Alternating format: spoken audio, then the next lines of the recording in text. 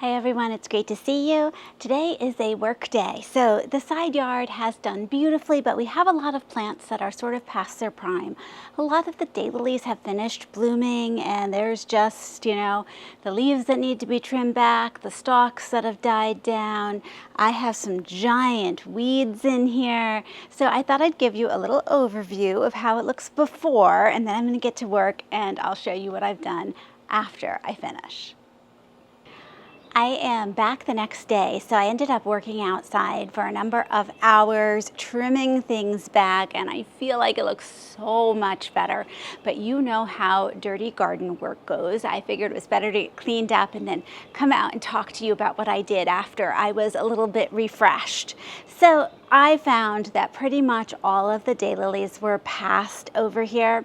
So I went through and I cut those down. Now, if I could, I probably would leave their foliage up longer, but the truth is I've had some terrible trouble in past years with insects and overwintering those. So last year I went and I cut down the daylilies to about 6 inches tall. I'll show you exactly how I do that in a minute, and cleared out the old foliage. They came back with some beautiful growth that looked a lot fresher, didn't have insect damage, and then I cleared that all out again in the fall. So for me, it's a toss-up. I know that you're going to hear, leave your dead leaves on the ground and it's good for the insects, and well, it's good for all types of insects, and to me it's better to clear it up than have to spray a lot of toxic insecticide the next year. So it's a trade-off, but that's the trade-off that I've decided to make. It works well for me, so whatever works well for you is just fine. So the nice thing was, as I went through and I cut things down, I had some real surprises. So I found a very baby little sedum ground covering that has seeded from about 6 feet over there. What a nice little surprise. I found a number of little tiny coleus that have seeded. Now, I don't know if they're seeded from the ones this year that I planted or from the ones I had last year, but they were throughout. Look, here's one right here. Isn't this pretty, just popping up? And so it was really fun to see all that. And then I have a bunch, even further up here, of cleome. Now, I didn't plant any cleome this year, and that must have seeded from last year. I have a bunch coming up. So I was really glad to sort of clear out the space so that those seedlings now can grow in and do their thing for the rest of the season. Let me show you how it looks up this end.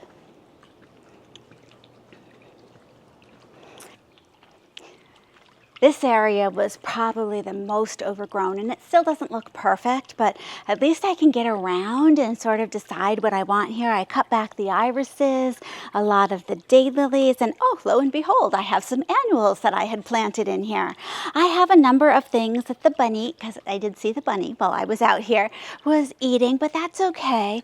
Now I have a few of the daylilies that still have blossoms on them, so I kept those, and some of them I trimmed the leaves back, some I didn't, but that's fine. There's not many days left. I figured leave the ones that are still looking good.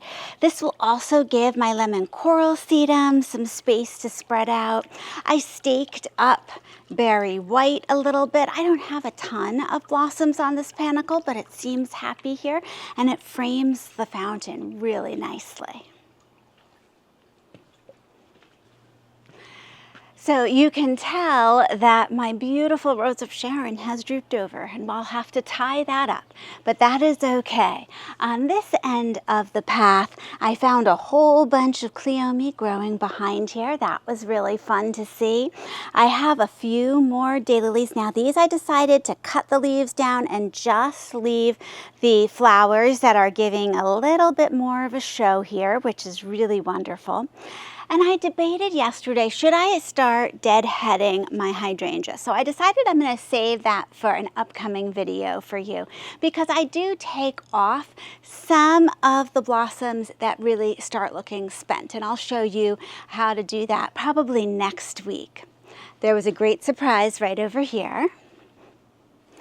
So how beautiful is that creeping Jenny that is turning into a ground cover there? That took hold last year when I had a large pot there. It trailed over the edge and it must have overwintered. It's filling in so nice. I love that bright pop of green color. It wasn't really working over here, but I have to point out these adorable little coleus seedlings that have taken hold at the base of all of these planters. So once again, I don't know if they're from this year or if they're last year's seeds that dropped, but isn't it awesome to find new plants growing in the garden? So I need to get in and take out the weeds and leave the baby coleus. Now let me show you how I ended up taking care of the daylilies to make this look so much neater. So here I am back by the daylilies that are near the deck, and I haven't had a chance yet to groom any of these. You're going to see that we have a lot of the dead sticks here. So these are definitely past. There are no blossoms on them. We have a few that have maybe 1 or 2 buds on them. I'm going to leave those. We have a few that have a little seed pod on them. And you know, some of you might want to wait and leave any stalks that have a seed pod on like that. You wait until it turns brown and starts to open, and then you can take out the little black seeds and save them and plant them up. I have plenty of daylilies. I'm to the stage now where I'm being really selective about the ones that I'm adding in. So I won't be collecting seeds this year, so I just take those right down. So the first thing that you're going to do is you are going to, if you see any of these really dried, dead stalks, you can just pull them and they come right out like that. If they're not really brown and dried up, they probably won't pull out and you'll need to cut them. It's up to you whether you wait till they're this stage where it's really easy or whether you cut them. Doesn't hurt the plant either way. The first thing I do if these are not completely dried up is I try to snip them as low as I can. So you can see there's still some green here. It was holding on fairly tightly, and I just went down as far as I could and snipped them. So I'm going to do that with these stalks here. And if you accidentally snip a couple leaves really low like that, it is okay. This is not an exact art. And remember, they're past their prime, so it's okay if we cut a couple extra things along the way. Daylilies are really hardy. I'm going to leave this one with the bud there and go way down here. It looks like most of the stalks are now gone for this plant. Now I'm using just regular scissors. These are Fiskars. I have a pair that I use for garden work, so I don't bring these in. Don't use them in your kitchen again or anything like that. You're just gonna take a handful of the leaves, kind of like it's hair, and you're gonna put it into a ponytail, and you're gonna cut it right off at about 6 inches tall. Oh, it is so satisfying. It's like giving your plants a haircut. And these leaves look pretty healthy. I'm looking at them here, but I'm looking at other plants. Let me show you this one. And you see these little white lines. This means we have leaf miners, and those are the ones that I don't want laying eggs. So I'm cutting these right off. I'm going to dispose of anything I can at the bottom, and they'll grow in without those little lines. Now, daylilies, no matter how amazing you are at daylilies, get all these dead leaves at the bottom. It's just how they work. So you can just sort of reach right in, grab your ponytail of leaves, cut that off, and then you just sort of take your hand and you groom out these dead leaves, and it is going to look so much better. There we go. This is also when you realize there's a bunch of weeds that were growing down there and you didn't even know it. Okay, we'll grab this. And you know, if you want it a little higher, you can leave it a little higher. I have heard of people who run over these with a weed whacker or a lawnmower. That is absolutely fine too, if that does it for you.